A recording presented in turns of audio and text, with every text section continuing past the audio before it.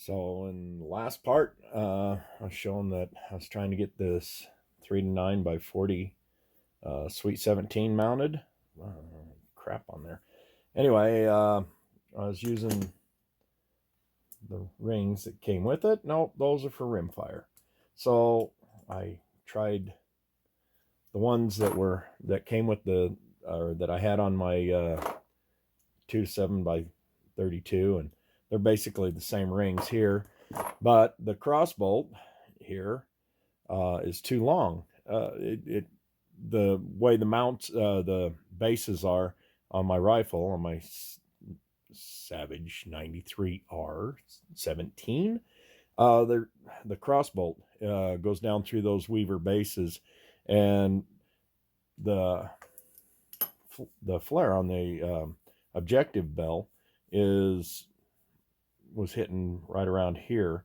So I went looking for some more rings that I could maybe adjust a little bit and get it back here and still have the same length.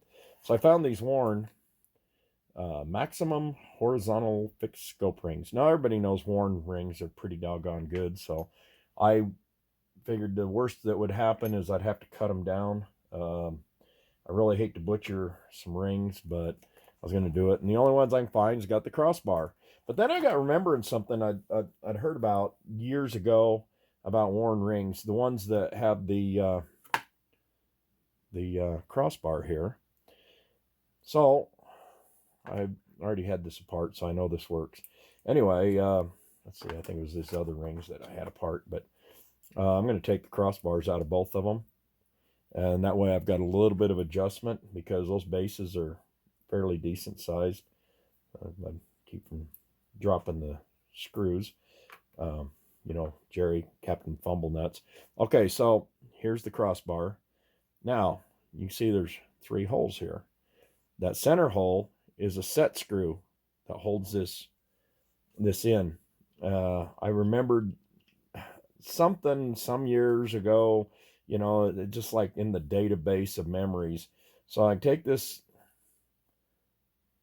little set screw out. Be very gentle here. I've got scopes and stuff all over my bench.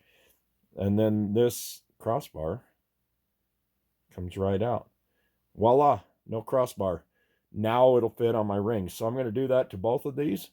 And then I got to loosen these up. I'm going to clean everything again, denatured alcohol. And I'll get right back to this. I'm feeling really confident now. And besides, these are Warren rings. They're stout. I mean, look how wide they are. You compare them to some of these others. Yeah, okay, maybe they're just as wide or maybe a little wider on the others. But, excuse me, these aren't going to work because these are for the dovetail, the 3/8 dovetail that's on a rimfire, and I can't use that. So I don't remember what the hell I got this off of. Oh, I guess it went on that. Okay, I gotta mark all these and segregate them and everything. Like I say, I went through a bunch of different rings and stuff, and yeah, like I said, most of the rings got that crossbar. Almost every ring that I could find online, in town, everything had these, and these weren't cheap. These were like $49. So I'm spending a little bit of money on this Savage 93R 17. But again, the Savage has no recoil. I mean, so I don't have to worry about having that crossbar in there. If you're shooting a high powered center fire rifle, yeah, you're going to need that crossbar. Otherwise, your rings will move around. But I'm going to get these tight enough to where they'll never move. And I'll get right back. Okay. So I've got these in. Yeah, come on, phone. Jeez. I got these in there. And yeah, my mounts, or the bases anyway, still have quite a bit for these rings to grip onto. Again, this is a no recoil rifle. Now I had to make sure that my rings didn't come back all the way to where my ejection port is. So don't interfere with that. And yeah, I think with 2 screws, and I apologize, this thing keeps getting out of focus. Me and this phone have not been playing well over the last few months, and if I could afford it, I'd throw it in the trash, but I can't afford that. Not $1,000 a phone, and I'd really love to get a real camera to do these videos with, but again, that's not in the cards. Now, if I can get zoomed in here, okay, so you can see I've still got quite a bit of that ring right there is on the base, so that's good and solid there. And then this one here, it's not that far off.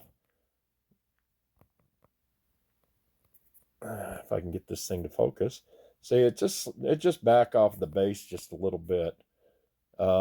So I think I'll be okay, and I probably got about a 64th of an inch for the objective bell there. It's pretty close. Let me see if I can get up here on top, so maybe there's better light. Maybe then the phone won't freak out so much. But anyway, and then this one here is almost all the way. This stupid thing to focus. Sorry, this phone. I apologize. Anyway, so you all know how to go about leveling scopes and everything, and I'm going to tighten these bases up, and I'm going to give it a go, and I'll get back here if anything interesting happens or when it's complete. Okay, so she's all on. She's all torqued. Yeah, I kind of get torqued every now and then, but that's another story. Okay, so I want to show you the turret here on this, if we can get the phone to cooperate and play well. Okay, so this has 50-yard mark right here. Okay, stupid phone. Okay, let me see if I can steady this. Okay, so there's the 50-yard mark. My 2 to 7 did not have the 50-yard. The minimum was 100. So here is 100. Now these turrets are not the best in the world. And then out here is 125, 150. Yeah, my hand getting in the way is really jumping it. So anyway, you can see what I'm talking about. And then it goes all the way up to 250. Now the other one, the 2 to 7, let me get it back around here, get it turned. Hopefully I can get it to focus. Me and this phone are not playing well. Okay, so it went to 300. I never tried, well, actually one time I tried 300, but the wind was blowing really hard and I wasn't having much success. But I will test these out to, I don't know, maybe 200. Yeah, if I can get the thing to play well. Okay, you can hear all the clicks and everything, but you just go and adjust, get it zeroed at 50 or 100, whichever one you want. Good grief. I apologize, folks. Anyway, you go and zero it in, and if you have to move your turrets up and down, left and right and things, and then underneath this cap is your windage right there.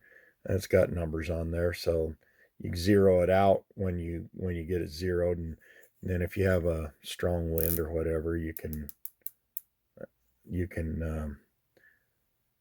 adjust it for that. So I normally just leave the cap on unless I'm going out, and then I'll take the cap off, and I can dial it for windage if I need to adjust for the wind.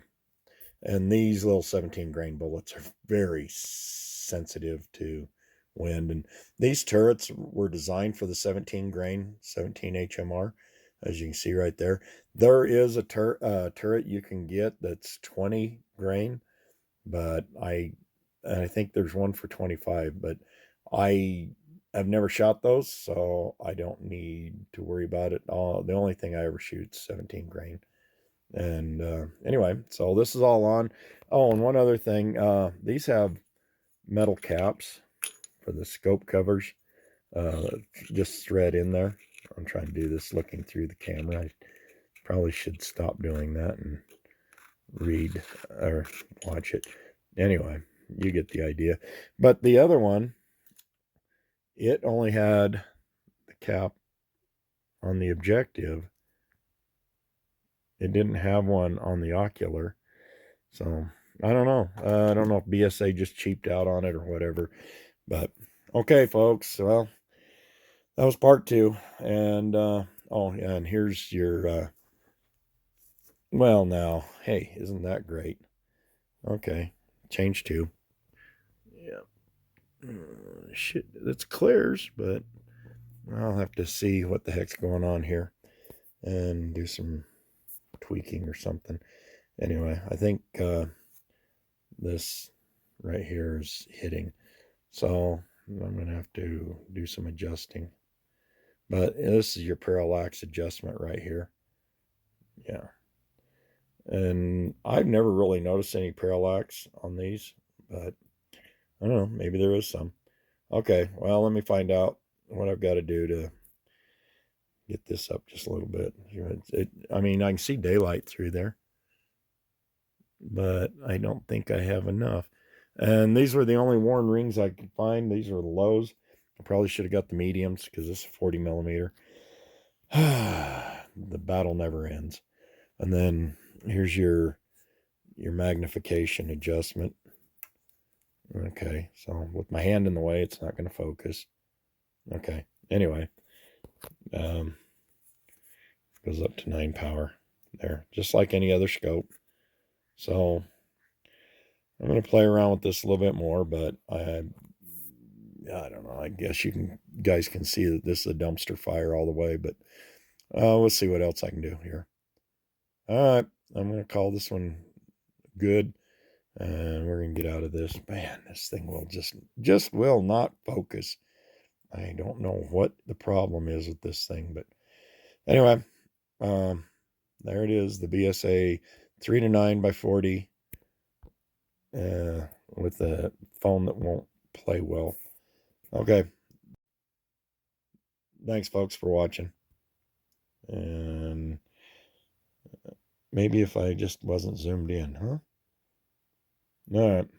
We're going to call this one. But, yeah, it just doesn't want to play. I got to keep tapping the phone.